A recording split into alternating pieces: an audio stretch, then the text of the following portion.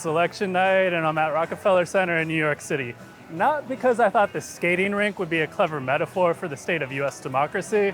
No, that'd be too depressing. Instead, I'm here for a behind-the-scenes look at NBC News' election coverage. A little over a year ago, NBC News announced it was planning to hire a couple hundred people, primarily to bolster its streaming and digital video coverage. So I'm here to see how that expansion figures into NBC News' handling of election night. I'm also curious to see how NBC News is covering election night on TikTok. TikTok, obviously a huge platform that a lot of people are spending a lot of time on, but I think news organizations are still sorting out what exactly the news appetite is among TikTok's users, especially around big breaking news events like election night.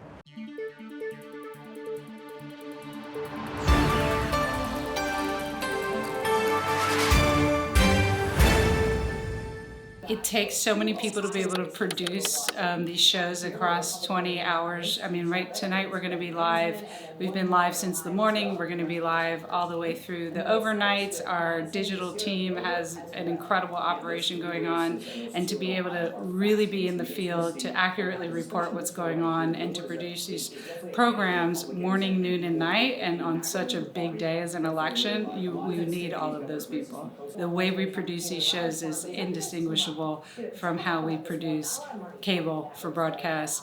Our bottom line is we want to produce very high quality shows with incredible journalism, and so we have robust control rooms. We use the same sets we use for cable and broadcast because we know viewers expect really high quality. When they tune in, we expect to be able to give to them the very best of NBC News, and that means really high production value.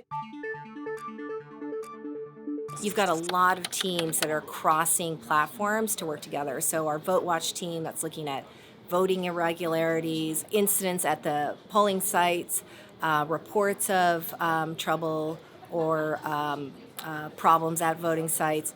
That team that's called the Vote Watch team is a combination of both digital reporters, digital editors, field correspondents, TV correspondents, producers, some folks in our Washington bureau. So it is a multidisciplinary across-platform team to basically centralize the reporting and also unify the reporting across all our platforms. We have stood up a original social video team focused on TikTok and Instagram, and Stay Tuned has expanded their team, now venturing into digital docs, YouTube originals. We see it with the reporters and editors, our art and photos team. Like every team you look at in our newsroom today is stronger, bigger, has expanded just to cover this effort.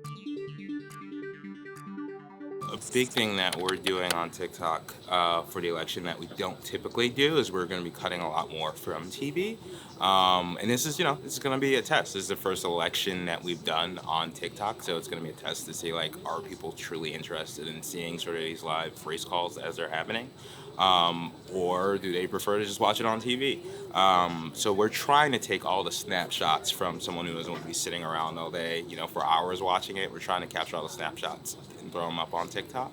But it's the same coverage that we have on TV. It's just a little bit more bite-sized is our approach for TikTok. We have never taken our reporting on air in this kind of way, looking at moments that we could share in real time with the TikTok audience. And I'm curious to see whether the audience shows up for that and just how much of that TikTok audience is engaged in the midterms. We're not seeing a ton of enthusiasm so far from young people in regards to the midterms.